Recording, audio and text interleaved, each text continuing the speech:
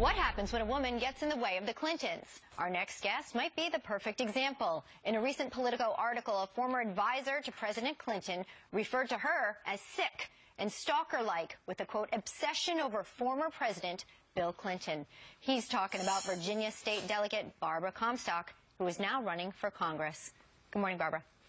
Good morning. Great to be with you. What is your relationship with the Clintons, and why would some of their former staffers and aides come out with such strong words against you?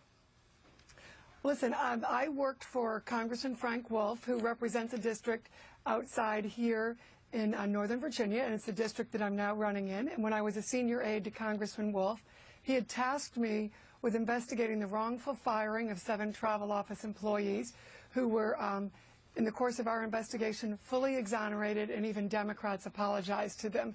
So these folks are, focused on the 20th century. I've been now a state legislator for 5 years after being a senior Justice Department official and a senior partner in a law firm. And as a legislator, I have been in leadership position, chairman of the Science and Technology Committee, working on jobs, of the 21st century. So our campaign is focused on the 21st century, putting people back to work, making sure we strengthen our military because we have a strong defense industry in our district, and a lot of the things you've been talking about this morning, my constituents are very concerned about.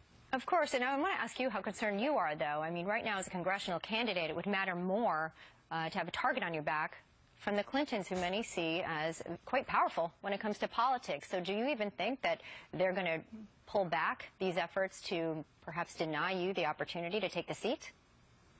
Well, this seat has been held for 34 years by my former boss, Congressman Wolf, who's working closely with us.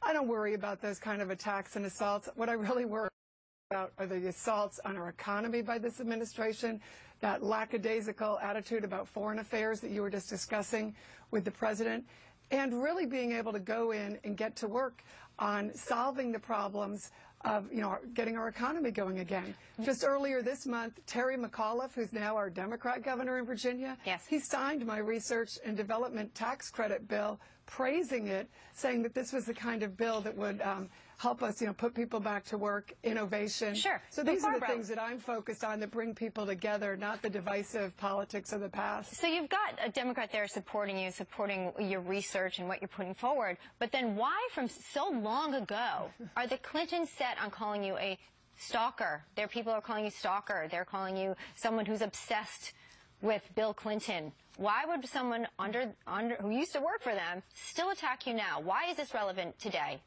Well, listen, you'd have to ask them. This is their way of making a living these days. But people are really concerned about their jobs and their future, and not these kind of issues. And it's this kind of neglect of these issues that you're seeing with this administration and the Democrats. They have nothing else they can run on. They certainly can't run on this economy. If you move forward here, I'm proud to run on my record as a state legislator because I've been very successful, been the go-to person on technology bills and we hear jobs. you there. Yeah. Barbara, let me ask you this, though. We're looking 2016. If we're seeing Hillary Clinton in the White House and you in Congress, how's that going to work?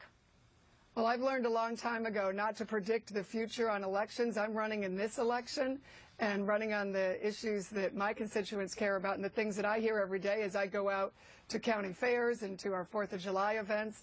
And, they care about their jobs, not, things from the past. And they care about, how they're being assaulted by this economy, Obamacare. Absolutely. Putting people out of work. Barbara Comstock, we want to thank you for joining us today as you look to the future, not the past. Exactly. That's what it's all about, and that's what our children need. You got it. Well, thousands of illegals now pouring into our country. The reason why? The president is ordering border agents to